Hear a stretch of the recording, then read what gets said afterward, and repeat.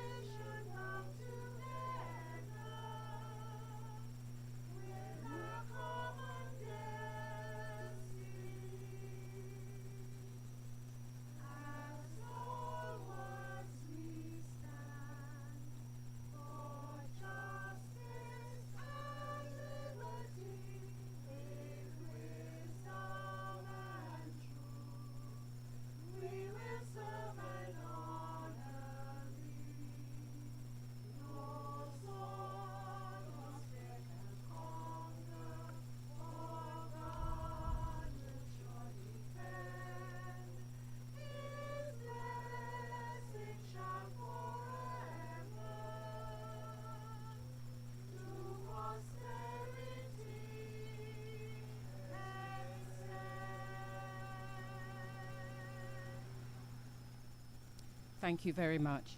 Before you be seated, we're going to now we're going to have a 1 minute silent in honor of our departed comrades. We'll start the minute now.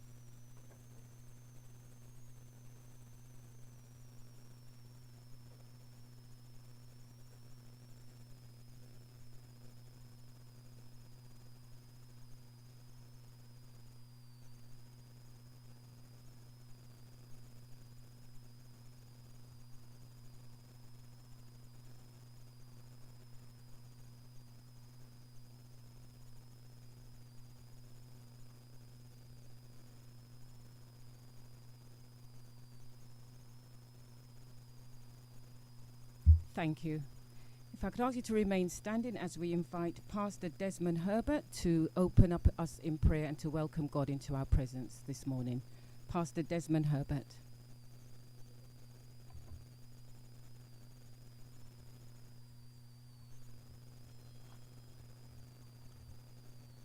Yes, good morning to one and all. This morning is I consider it to be a very historic moment. And we're going to ask the Lord blessing upon us. Praise God today. Oh, gracious, eternal, most righteous Father. Father, today, Lord God, I ask of thee to bless this gathering. Father, you see and you know and you understand the purpose of this gathering. I ask of thee, O Lord, to touch and heal from the crown of everyone's head, Lord, to the sole of their feet, Lord God. Strengthen them, Lord God. Even the wife of the former in terms of Earl Clark, his wife is here, his children. And Father, I ask of you, God, to touch her in Jesus' precious name. Amen. You may be seated. Well, good afternoon and greetings to everyone this morning. I just want to say, this morning? What did I say, this afternoon? I do apologize. Good morning. I just want to say, first of all, my name is Beverly Williams, and I am honored and privileged to be partaking in this occasion. We are here to celebrate the late Earl Clark, and we just want to thank you all for coming out. I know it's hot, and we're just going to move on with the events laid out before us.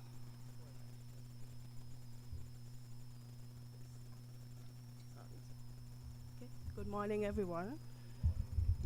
I want to thank you all for being here this morning. It is an honor and a pleasure for us to be here to recognize uh, our dearly departed stalwart and friend, encourager, Mr. Earl Kennedy Clark.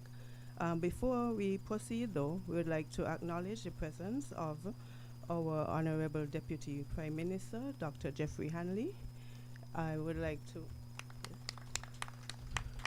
recognize our former representative for East Basseterre and former minister, Dr. Earl Asim Clark.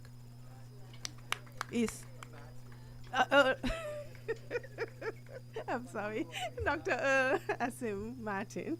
Sorry. I would like to also recognize former ambassador to the United Nations, Mr. Sam Condor, and his wife, Mrs. Eugenie Condor. And I would like to just welcome all of the Birdwalkians, Mr. Earl Clark's family, his wife, Mrs. Dorothy Clark, and his children and grandchildren.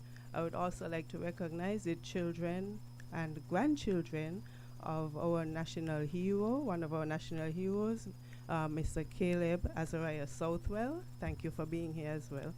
And thank you to his granddaughter who gave us a powerful, inspiring speech at the lecture series.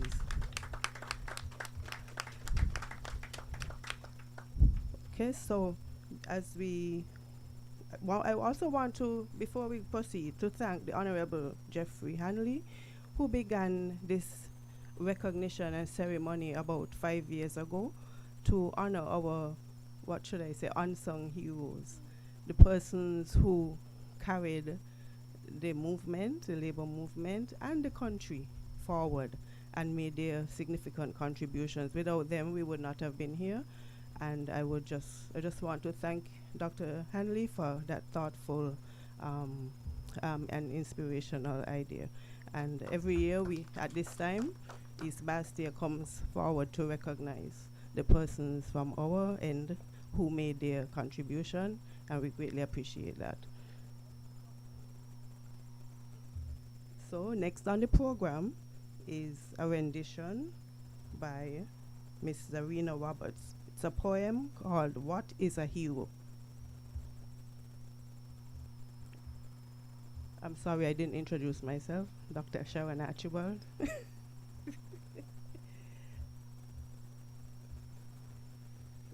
Welcome, Zarina Roberts.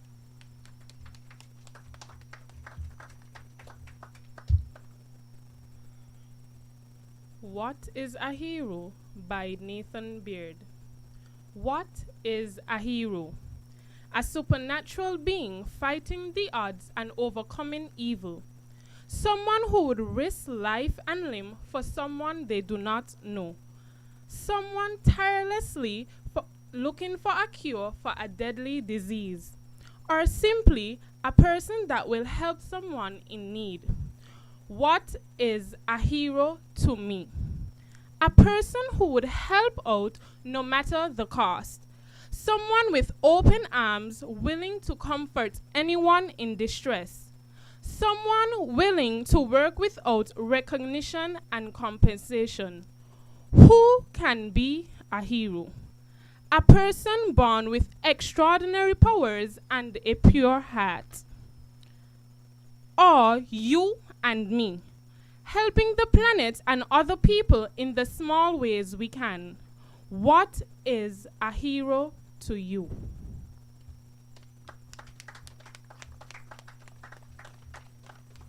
Okay, we want to thank Ms. Roberts for that beautiful poem. But before we move forward to remarks by Honorable Deputy Prime Minister, I would like to just say a few words on my own behalf and my family's behalf about Mr. Clark. I call him Mr. C. Mr. C was a family. He wasn't just a friend, he was family. I remember as a young girl, I've repeated this story many times up to her, but going to school, we didn't have a vehicle as yet.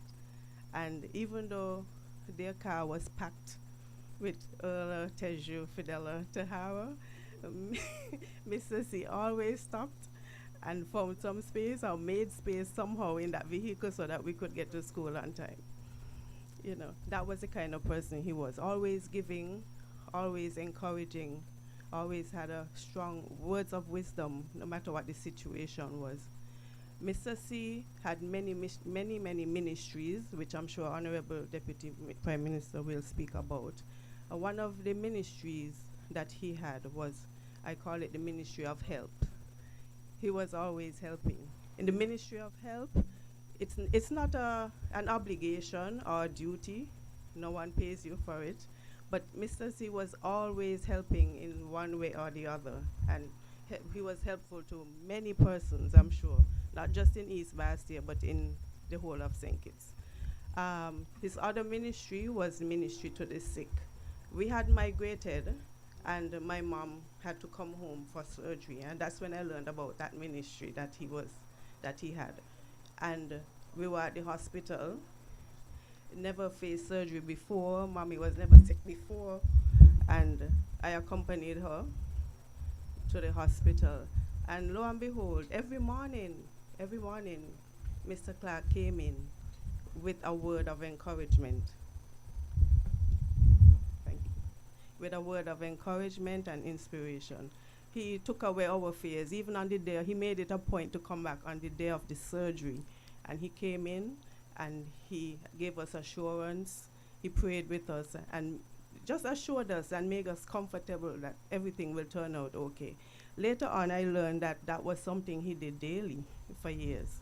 And even when I came home as a medical doctor, he still was making his rounds to the hospital every day.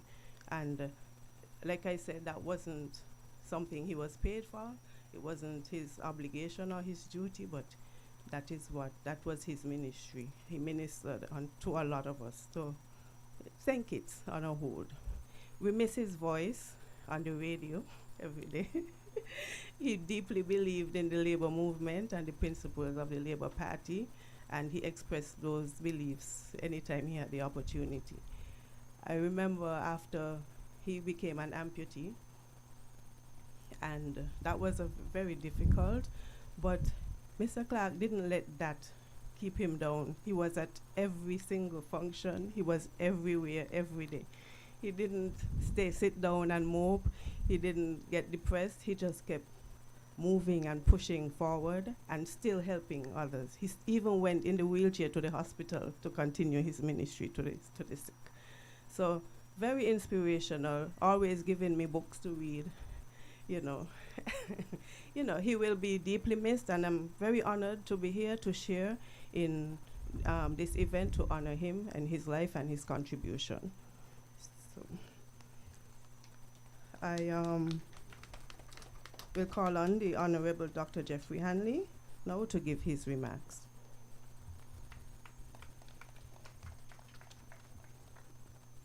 Thank you very much, Dr. Sharon Archibald. I recognize former candidate and representative, former Deputy Prime Minister of the Federation of St. Kitts and Nevis, Dr. Earl Assay Martin, our Ambassador, Sam Conda and Mrs. Conda, Mrs. Clark, Teacher Clark, as I refer to her, and the entire Clark family. I recognize the Southwells who are here with us as well, and of course the Musgrave clan that is here in honor of their brother, and all of the residents of Birdwalk in particular. And of course, allow me to recognize our champion on my right, Mr. Stanley Franks, one of our national honoree. And I have the distinct honor. I came in yesterday and I was told this morning that Teacher Carmen Ward has been selected as one of the National Honors, Medal of Honor. And Comrade Albert T. Nero from Newtown in the area of entrepreneurship. So I am extremely proud to be sharing that with you at this occasion. Still historic because when we started this recognition, it was based on the premise that there are times people make contributions and they are overlooked. And I wanted, our we in East Basseterre wanted to do something different, and we started to recognize persons in the constituency, and it didn't matter which political party they came from.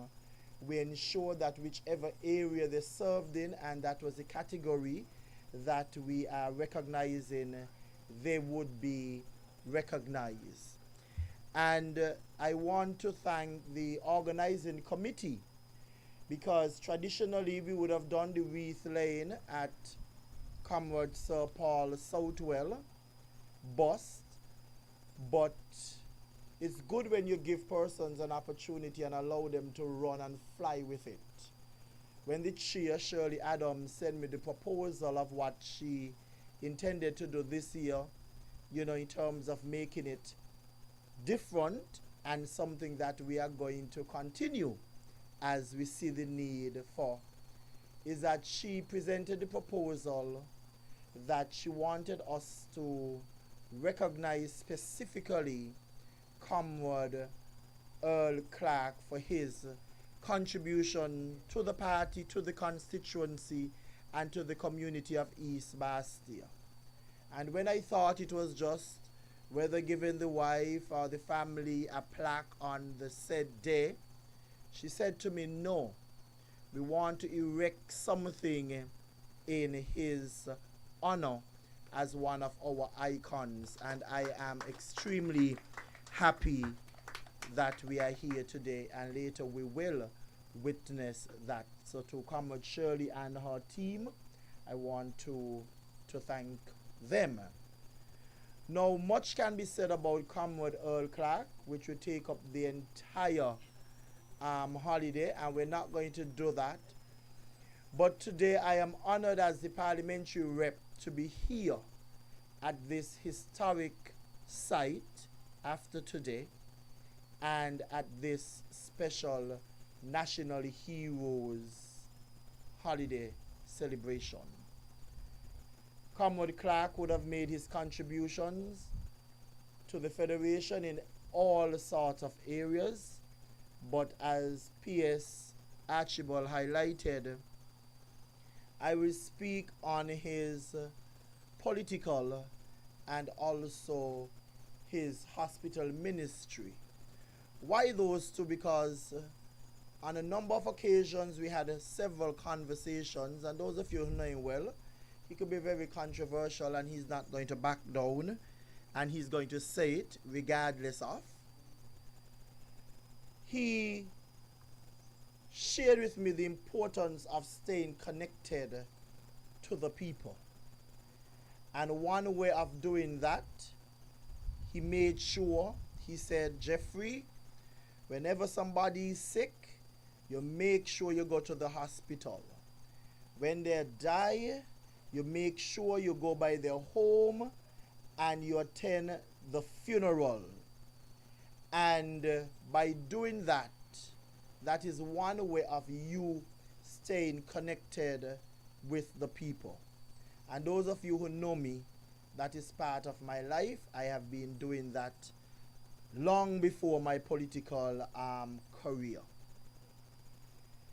When it comes to the politics, he was stern. He shared history with you, and when he believed in a point, he will not let that go.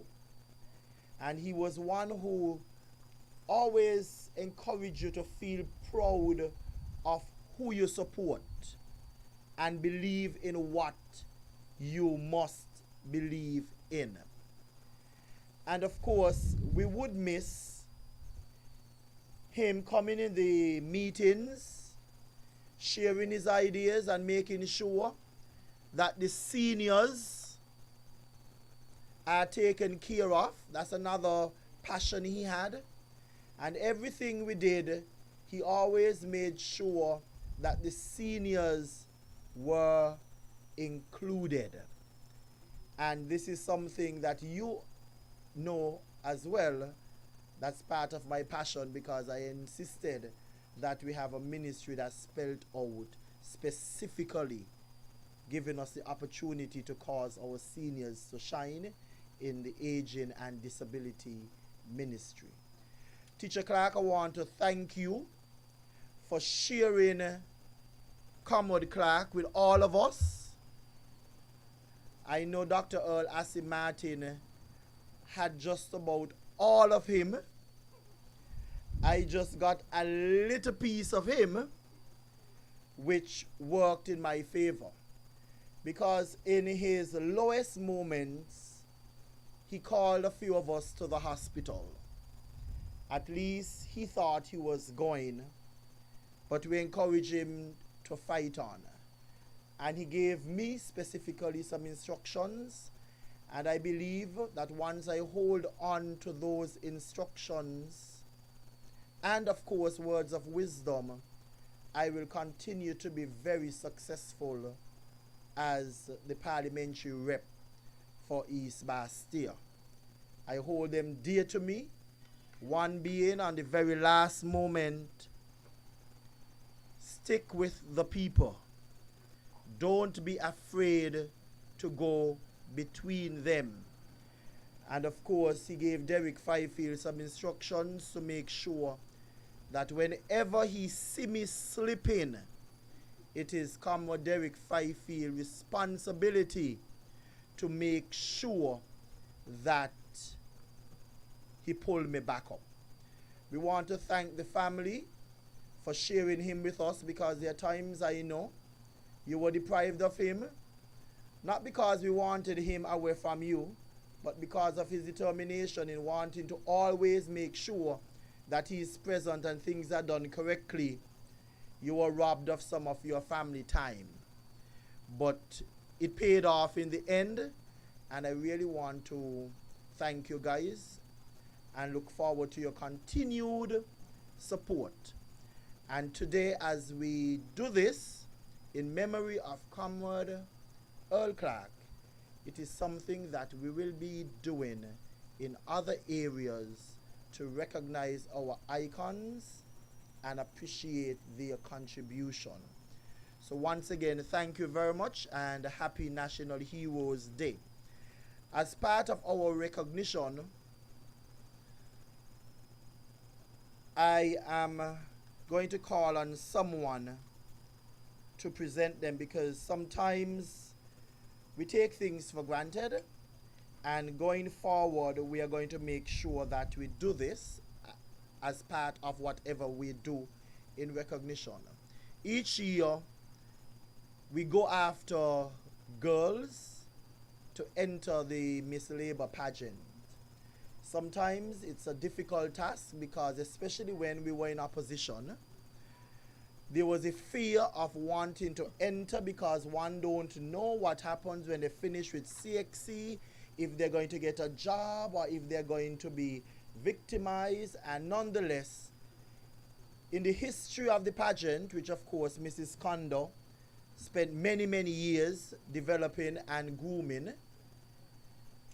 you always find that our girls always excel to the national pageant. And part of what we intend to do in East Basseterre is to make sure that we recognize our contestants who would have given themselves to the public, representing us, not knowing what their faith might be either at the crowning or even on the political landscape.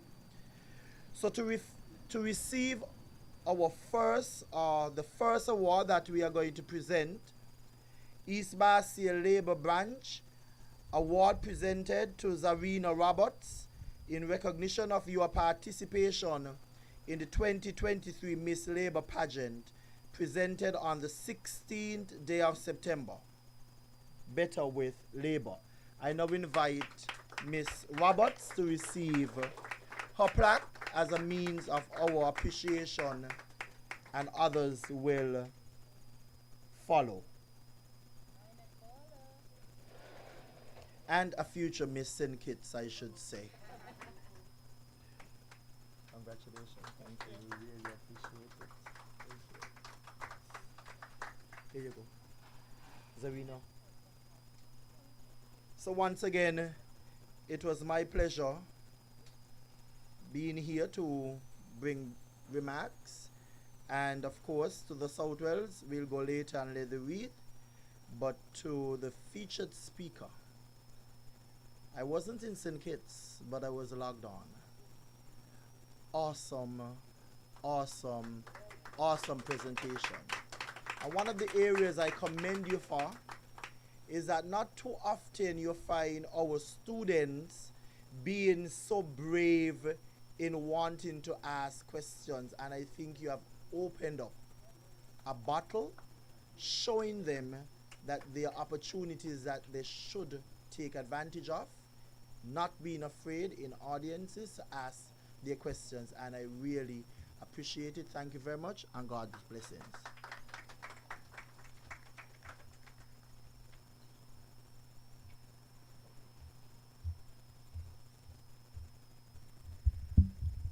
Just want to thank the Dr. Honorable Geoffrey Hanley for that welcome.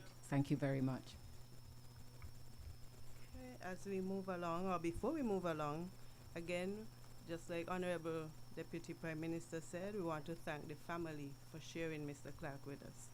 Thank you to the kids. He was like a father to the rest of us. I'm sure Patsy, Leisha, all the others here could say the same thing. Thank you for sharing him. I know sometimes when your parent is a community activist and helping everybody, like he said, you might miss out on some time, but at the end of the day, we all benefited, and we're grateful for that. We will call his grandson, Mr. Javid Allen, to render a poem at this time.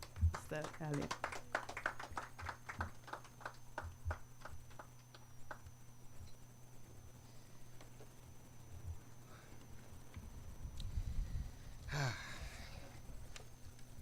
Good morning, everybody. I have to be here today to present this poem that I heard last night was written before I was even born, and I'm 21 now.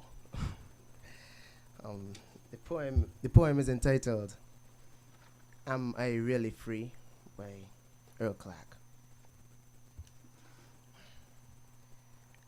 Am I really free? I could remember clearly as a boy. I was fatherless, without a tie. When you talk about poor, I was poor. Half naked, foot on the ground, bottom out the door. I didn't know about Dunlop mattress at all. So you would see me on the pasture, playing ball. But if it look like it's going to start raining, I like an Olympic champ, racing to go take up my lodging. One thing though, the old lady always send me school. She always say, "Don't you come out a fool." Dress up in my patch-up pants and foot on the ground from she little earnings. But one thing, my poverty did not stop me from learning. All the time growing up, I always want to know why some people rich and some people poor. Some say it's the work of the Lord. Each man see it for himself, and he see it for all. In school, I was miseducated. I couldn't see oppression. You must be poor on earth, but rich in heaven. Nobody cares about the poor man. Nobody hear him cry. Nobody miss him. Nobody mourns him when he die. Oh yes, I feel like a free man. I own my own house, a radio, a television. I have a good job, my house well furnished. My children, we are well, and their stomachs well nourished. Oh yeah. I could say that I'm free. But what about those brothers living in misery, who sweat and toil day by day, and at the end of the week receive a small, small pay? How can I say that I am a free man when my brother children die from want of medical attention? How can my brother children go to school and learn well when they lack the food to nourish their brain cells? I cannot be free. I'm not really free, because the boy in the patch-up pants reminds me of me. No, I'm not free. I cannot be free, because the barefoot boy reminds me of me. Is there no one that sees these ungainly sights? Who will volunteer to enter the fight and bring justice and social equality to the brothers? Is there anyone courageous enough to fight the oppressors? Look at how the oppressor and his friends fet and dance, but our brothers who make them rich don't even get a chance. Look at how the oppressor lives in his mansion lavishly, while our brothers live in huts measuring one by one. I look at these tyrannies and I know I cannot be free. I look at the oppressive system and it touches me. I am willing to fight. I am willing to fight. Justice for all. Might must stop being right. Hear me, oh brothers and sisters. Stand up with pride and fight the oppressors. Let us rise up and assert our dignity. We are men. We are women. We want to be free. Let us be prepared to shed our blood. Bullets and tear gas, we won't be cowed. For we want our freedom. We want our freedom. No more oppression. No more keeping us down. The enemy is vanquished. We are free. This calls for hard work for you and for me. Let us build. Let us build should be our motto. Brotherhood to all. Peace and love wherever we go. Let us build ourselves a nation free from want, free from oppression. Let every man respect every man.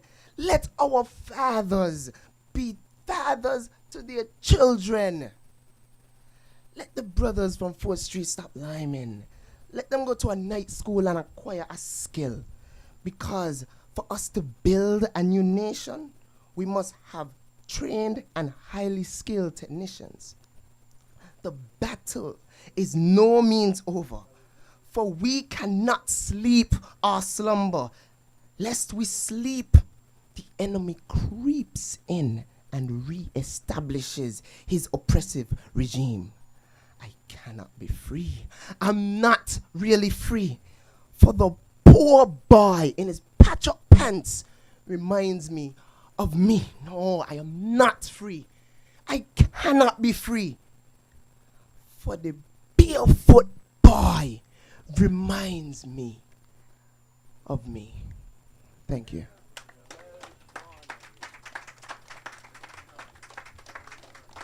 Awesome poem. Thank you, Mr. Allen. The apple doesn't fall far from the tree. Awesome. Let's give him another round of applause, please. And that poem is truly the essence of the Mr. Clark, the Mr. C that we know. Always persevering, always fighting for justice, always trying to move and uplift the young people and move the country forward. That was the essence of Mr. Clark. Thank you, Mr. Allen, again. We're going to move on, and we're going to have a brief tribute on Comrade Earl Clark by Dr. Earl Asim Martin.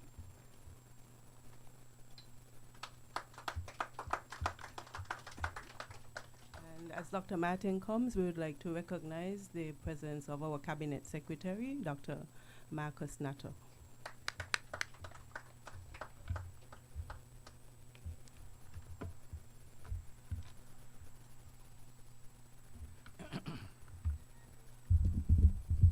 Thank you very much, Madam Chair.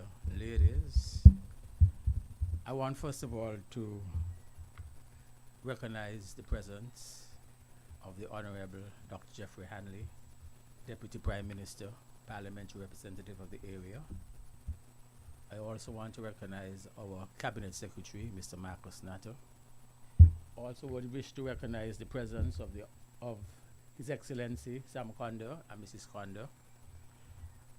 Also want to recognize my good friend, Mrs. Dorothy Clark, and the Clark's family. Also wish to recognize the Musgraves family who are gathered here this morning, and also the residents of the Boardwalk area and all other persons who are gathered here this morning. A special good morning to you. As I sat there this morning, I reflected for a moment. I was sitting next to Comrade Wendell Pemberton, and I said to him, Wendell, what is it I can say this morning about Earl Clark? And he said to me, you are the fittest person to say anything about Earl Clark this morning. And I smiled for a moment because I reflected on some difficulties that we may have had during that period. And I smiled. But I would not say what I smiled for. I will probably say it a little later, what I smiled for. But I want to say this morning that I am grateful and honored to be here at this activity. Today is a beautiful day. Today is a wonderful day. And today is National Heroes Day. What a wonderful day to send tributes to Earl Clark today. Can you give Earl a round of applause? I have a little book here with some notes that I think I want to speak about Earl. But I will not enjoy you for the length of time that you think I'll be here for this morning, because as I see, Earl is already fanning and Earl is warm. But I will try to keep the temperature up. I want to say that I come to pay tribute and to pay respect to a man by the name of Earl Kennedy Clark. Earl was a man who was feisty, but not feisty in the wrong context. A man who would defend his point to the end. And though you might have departed from Earl and go your own way, that did not create in any way any antagonism between Earl and that person who would have had that problem. I can recall there were days when Earl and myself would have those sort of discussions. We would not have seen eye to eye on various matters, on various issues, but at the end of the day, we'll come as one to take on the challenge. And Earl sometimes in his own little way, in those difficult moments, would have sat down and wrote me a little letter. And the letter would have said exactly some of the things that he would have wanted to say, but didn't say it at this point in time. And I recalled when we were preparing for the funeral, I sat with Earl for a moment, and we were just reminiscing about those old days, those good old days. And I said to Earl, I recall the days when Earl wrote me a couple of letters. She smiled. She said, Asim, I also got my share of letters also from my father. It appears that it is something that he grew accustomed to in terms of communicating with persons who were close to him. Earl though he was that individual, Earl was a person who was very kind-hearted. He did not allow the politics of the day to separate or to interact or to prevent him from doing good for the people of the people around his surroundings. I can recall there were days when Earl would have said to me, Dr. Martin, irrespective of your political persuasion, I want us to stand and recognize the arrival of our Prime Minister, please.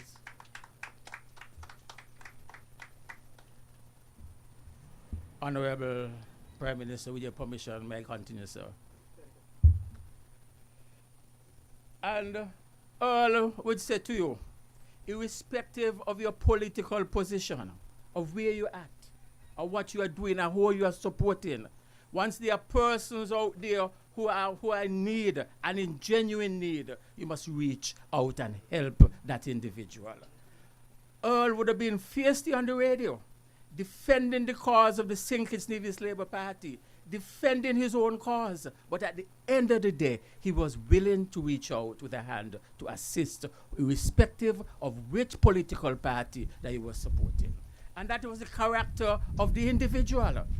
That was the character of the person that I knew, that I worked with for almost 20 years of my life. I can recall the days when I would look forward to a call every morning.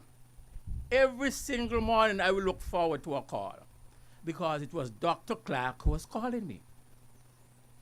Dr. Clark would go to the hospital at 6 o'clock in the morning, make his rounds. Every single bed at the hospital he would visit. Everyone, from the pediatric ward to the maternity ward to the surgical, the psychiatric, every single one he would visit. And then when he would have concluded that aspect, I would hear him calling, Dr. Martin, you need to go to the hospital. There's XYZ, that patient, you need to visit. And it became a part of me. Irrespective of whether Earl would call or not, the hospital staff will see me there on a regular morning, every morning for the duration as a minister within the government. I visited, and that was part of Earl instilling within me that type of responsibility. And I can say to you today, patients at the hospital looked forward to seeing Dr. Earl. His moments, his interaction, his greetings, beautiful ladies, handsome men. That was his favorite chorus.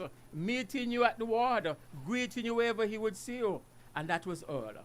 And not only the patients, the doctors at the hospital saw it as a form of inspiration when they will look forward to Earl.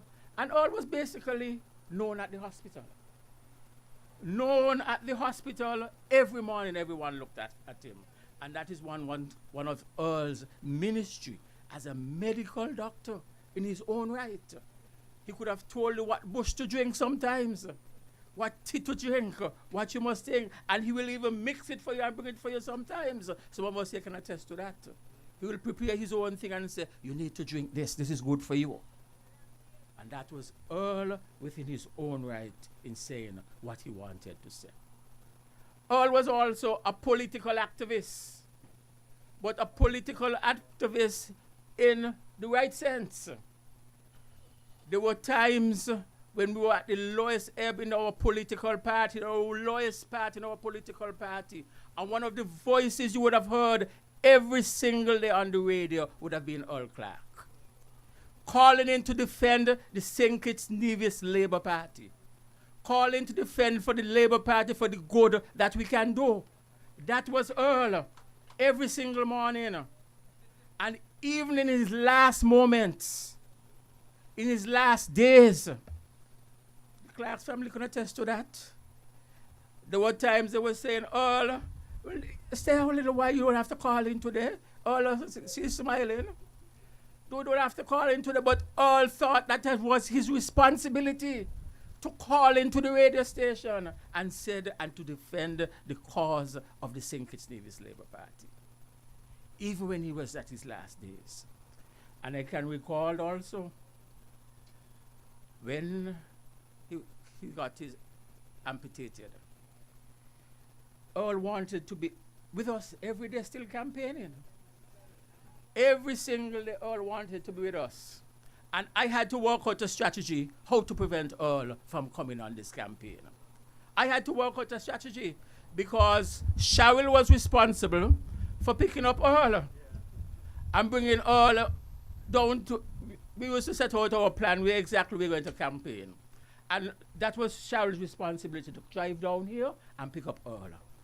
And when Earl got amputated, I said to Cheryl, we're going to stop pick up Earl. We're not going to pick up Earl anymore. And that caused a falling out. That caused a tremendous falling out. Earl called me and said, well, you all went on the campaign today and nobody come for me. Nobody called me. And I said, Earl, we would prefer right now that you'll stay and rest. He said, you cannot determine what rest I want. I will determine my rest. And that was Earl.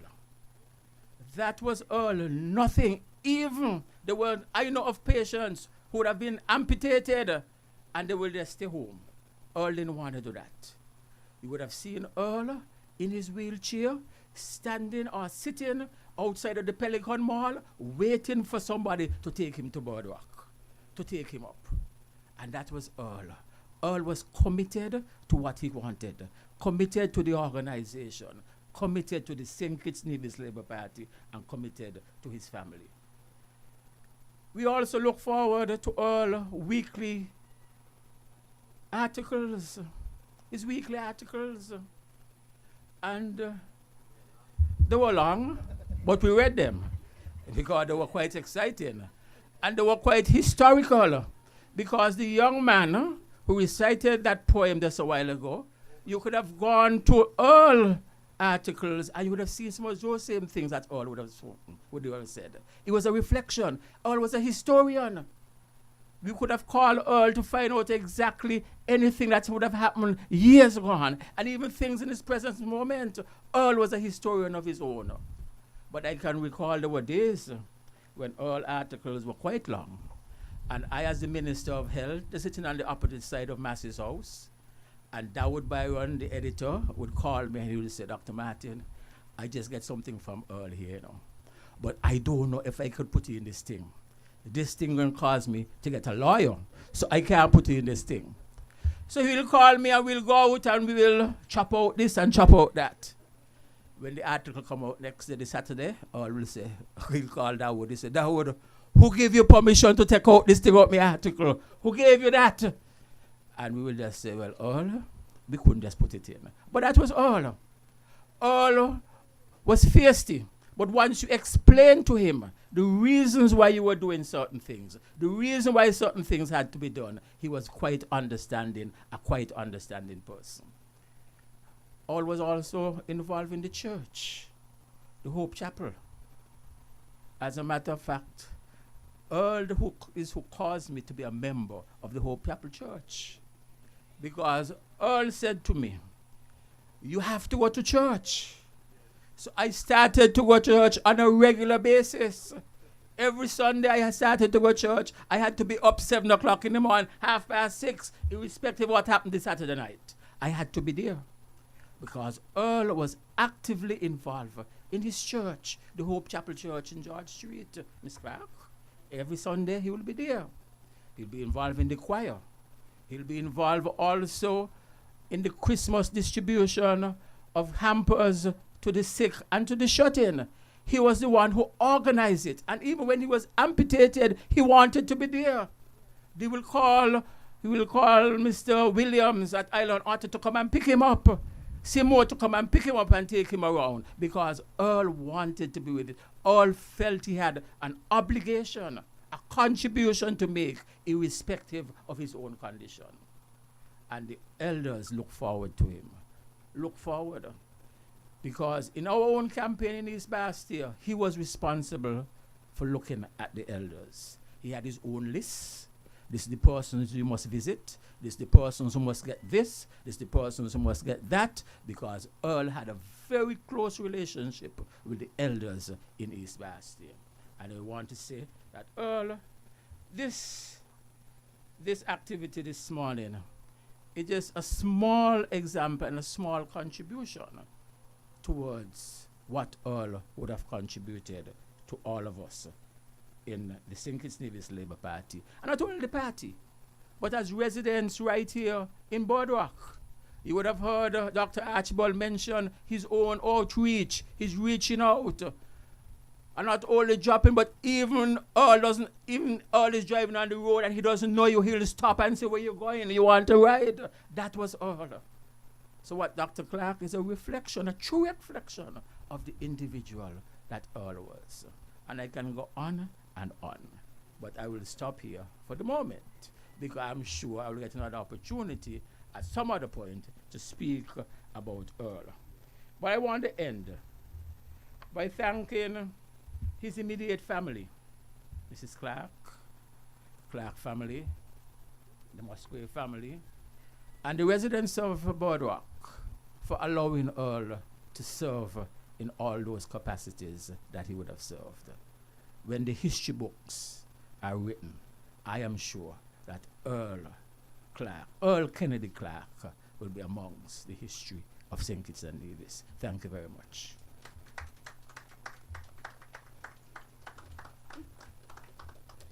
Thank you very much, Dr. Martin, for expressing those words so eloquently. Thank you. Before we move on, I want to once again just welcome my Prime Minister, your Prime Minister, Dr. Terence Drew. So let's just wave our flags. If you got a flag, this is the most beautiful flag in the world. Wave the flag with pride. As I'm now going to call unexpected Dr. Drew to come and give us a word. Can we give him a round of applause, please? Good morning to all. Let me, of course, recognize the Deputy Prime Minister and Parliamentary Representative for Constituency Number 1, Deputy Leader for the St. Kitts-Nevis Labour Party, the Honourable Dr. Geoffrey Hanley. I also want to take this opportunity to recognize Mrs. Clark and the rest of the Clark's family who is here. I also see the family of Mr. Caleb Southwell, who are here, they're here as well. But allow me to recognize the former MP for this area who so eloquently espoused his whole recollection of who Earl was and what Earl meant to him, the community, the party, and St. Kitts and Nevis, the Honorable Dr. Assey Martin, His Excellency as well. I want to take this opportunity to recognize all who are here. I think I see Dr. Ward here. Welcome back home. The PS who is here, part of the ceremonies as well.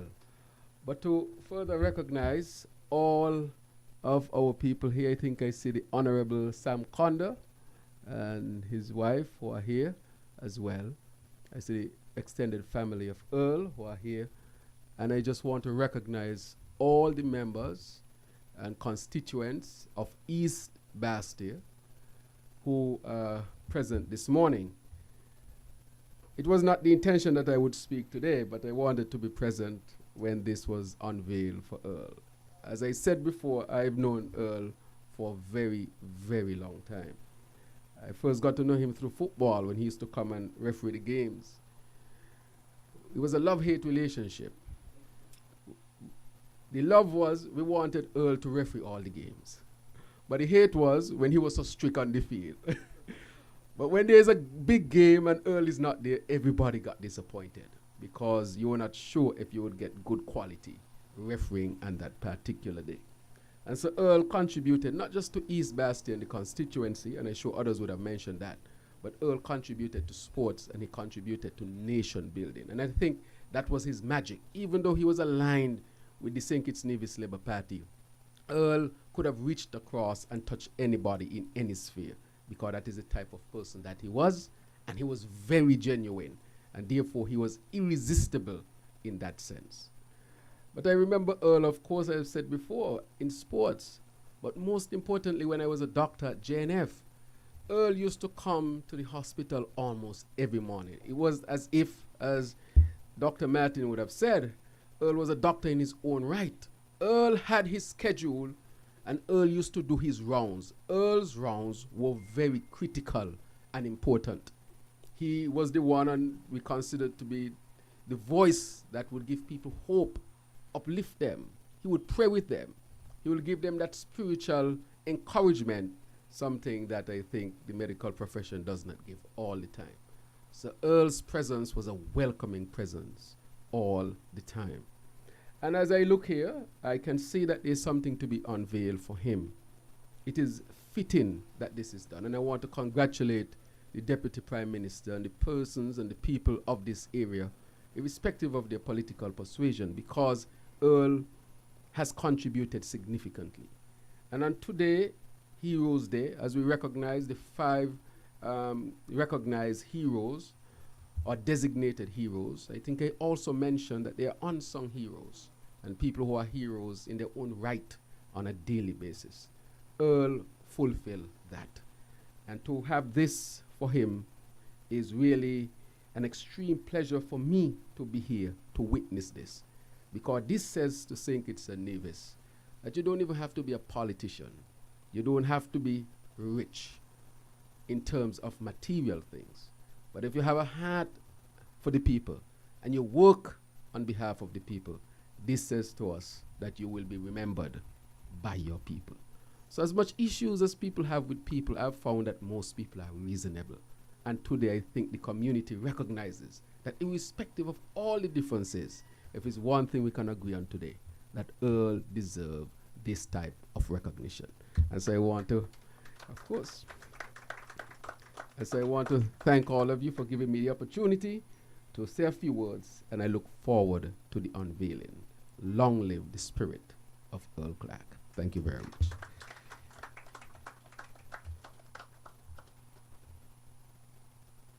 We want to thank the Honorable Prime Minister for those beautiful remarks.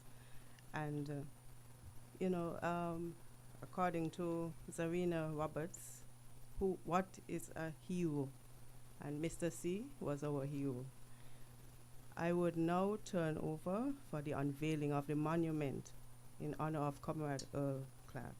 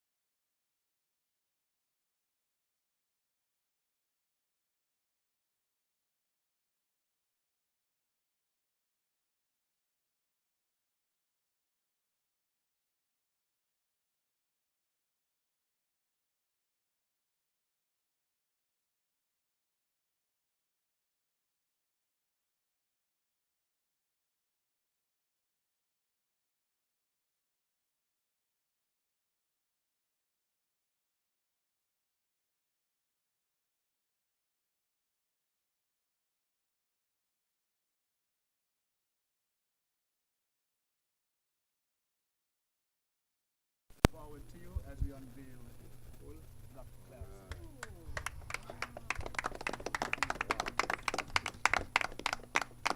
And his daughter Erla will read what's on the plaque.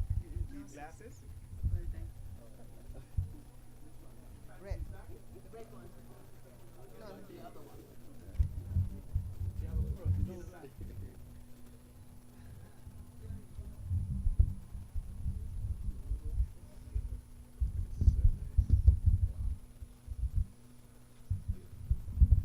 Good morning, all.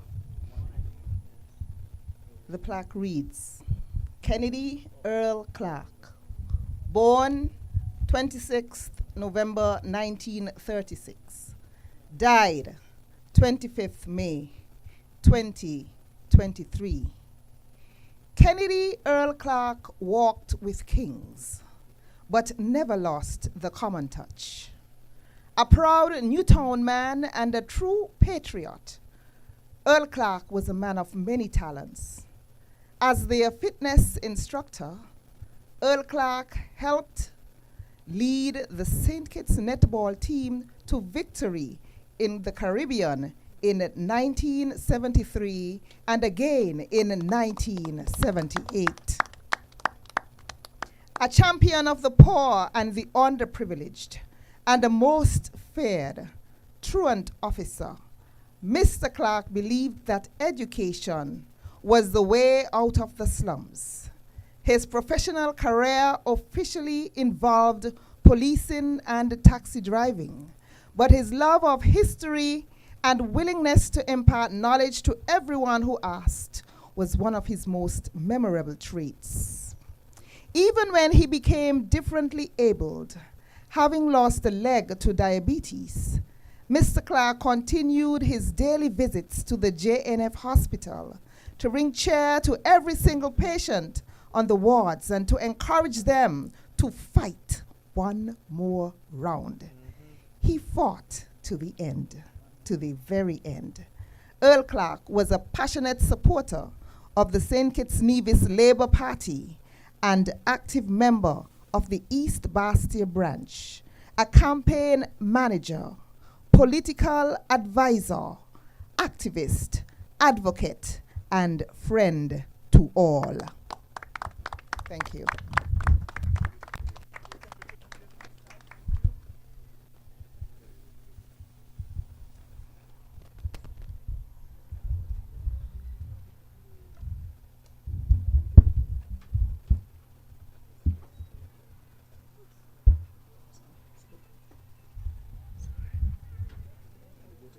Yes.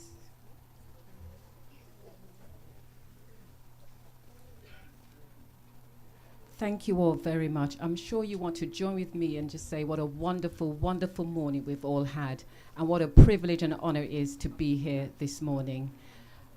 With that, the chairperson, Shirley Adams.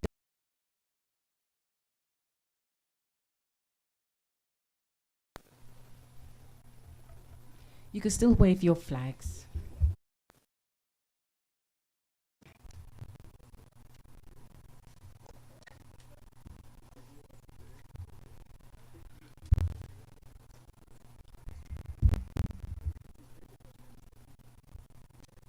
Please allow me to adopt the protocol that was established early. I would just like to say one thing about the plaque that we have just unveiled. This is phase one of the project. We are going to be putting fencing around the area, plus it's going to be paved. So that will be taken care of in the second phase. I would just like to acknowledge the presence of the Honorable Prime Minister, Dr. Terence True, Honorable Dr.Geoffrey Hanley, Deputy Prime Minister and Parliamentary Representative for Constituency 1. Dr. Marcus Natter has left because he had other engagements. Dr. Earl Assim Martin, thank you guys for being here. Family members of the late Earl Clark, family members of the late C.A. Paul Southwell, invited guests, a pleasant good morning. The Word of God declares that we must be thankful, and that is what my task is here today. On that note, I give thanks to God for bringing us here today to recognize our comrade, Mr. Earl Clark. To Pastor Herbert for inviting God's presence in the midst of our celebration. Thank you. To the Honorable Geoffrey Hanley for his remarks and ensuring that Comrade Clark would be remembered by this plaque. To the family of Mr. Earl Clark, we thank you for your presence here and for sharing Mr. Clark with us over the years. To Comrade Derek Fifield for being my go-to person in the planning of this event. To Comrade Sandra Riley and Blossom for taking the responsibility for putting our snacks together. To the East Basseterre executive members for assisting with the organization of the event. Blueprint Construction for erecting the frame on which the plaque was mounted. Mr. Eustace Warner for the work on the plaque and the award that was presented to the young lady who represented East Basseterre in the 2023 Miss Labour pageant. Ms. Caroline Adams for allowing us the use of our garage space for storing our stuff and setting up our snack area. To all other persons who played a part in the preparation and execution of this event, I say thank you. To our logistics team, sound technicians, caterer, police for giving presents for the permission for the event, tent rental, step workers for cleaning up the area, thank you. To all our invited guests, I special thank you on behalf of the East Basseterre Labour Branch.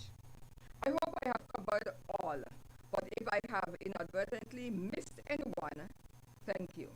Do have a pleasant National Heroes Day.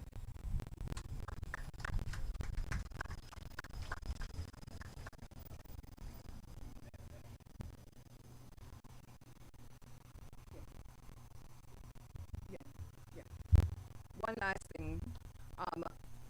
We have some snacks up in my sister's garage that you'll be partaking in, and after that, we will proceed to the Southwell bus for the lane of the Wreaths and recognizing some of our departed comrades. So, Ms. Riley and Blossom will lead the way to the area.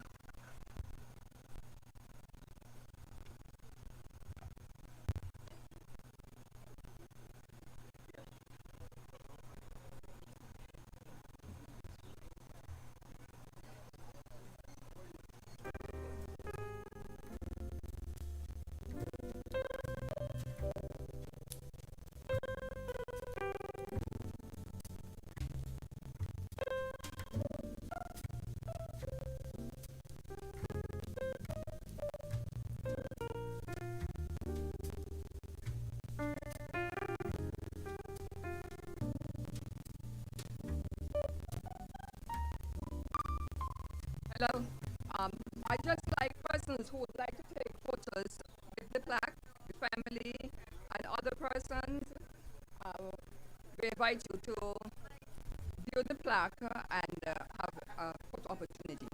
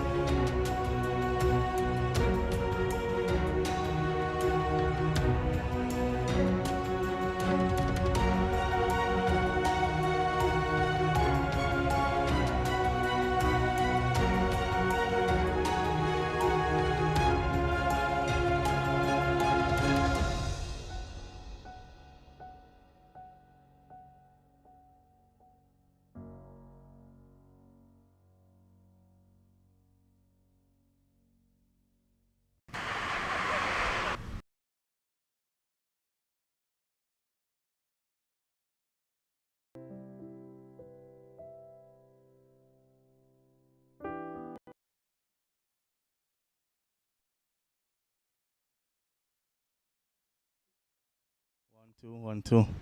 Oh.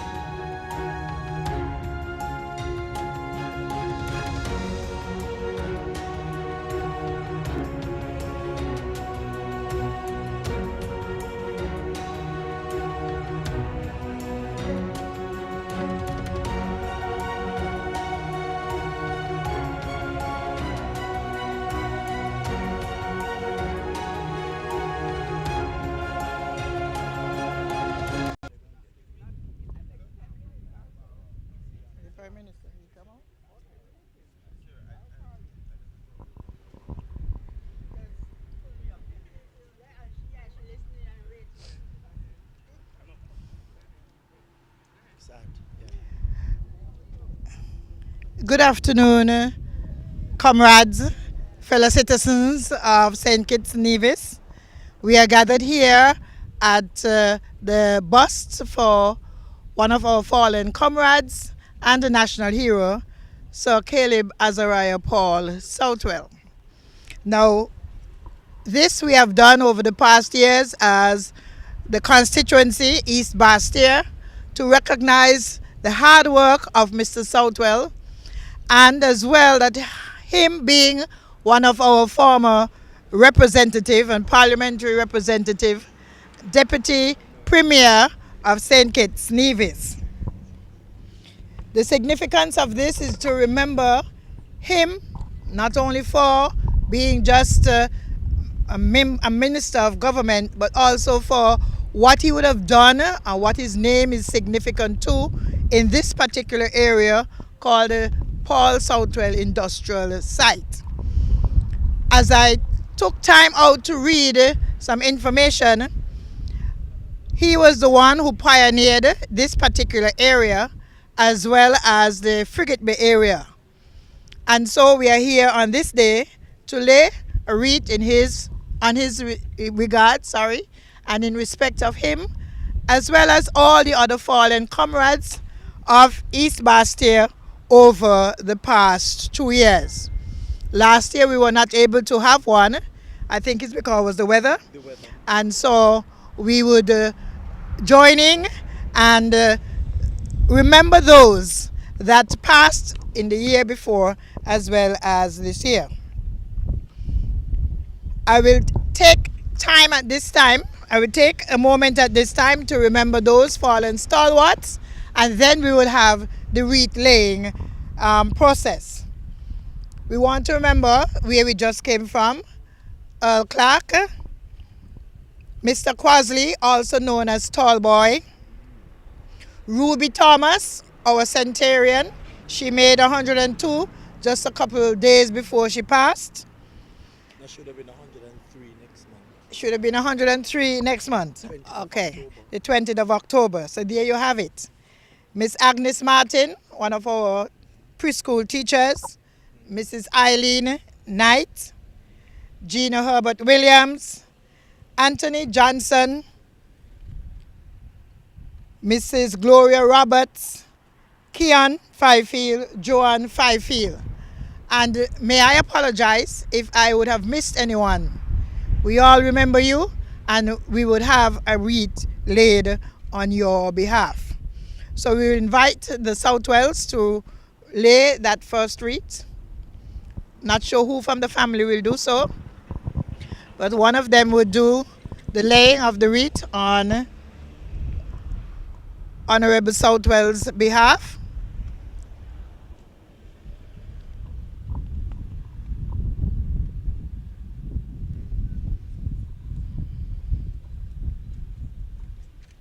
Right on to that. Right on. Yeah, right on that. Yeah. Yes. Watch your step. Yes. Let's put our hands together. She wanted a photo. Yes. Okay.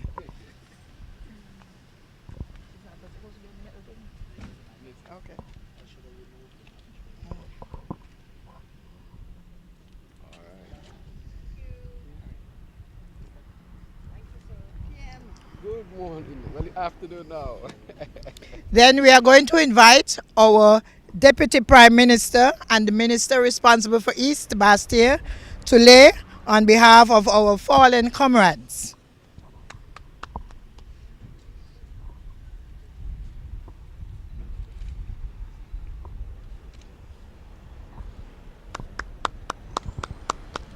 We are going to invite one of the members of the Clark's family to lay one of the wreaths in remembrance of him as well as the other fallen comrades.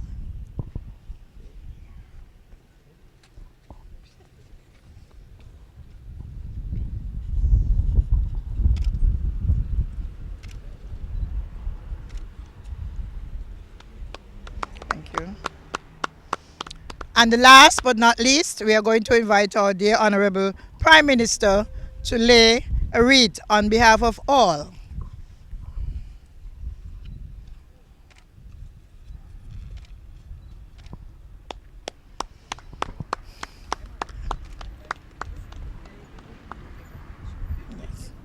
All right, and then we are going to invite the persons who lay the wreaths to take a picture. That's for a photo op.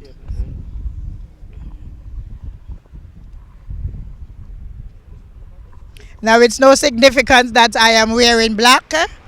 This is just in memory of my husband who passed on National Heroes Day.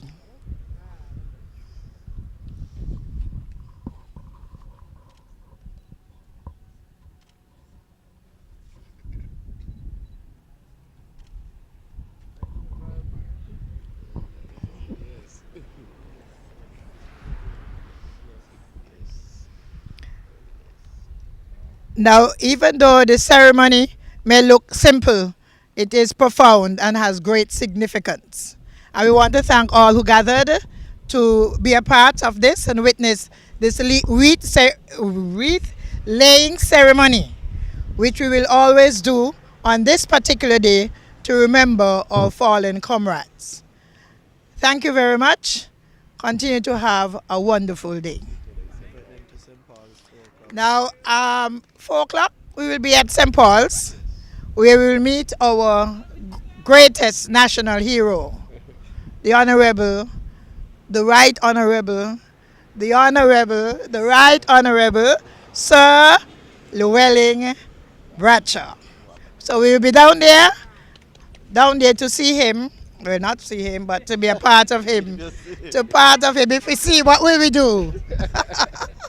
So we'll be in that setting so we can too honor him for the work that he would have done for us here in St. Kitts. Thank you very much.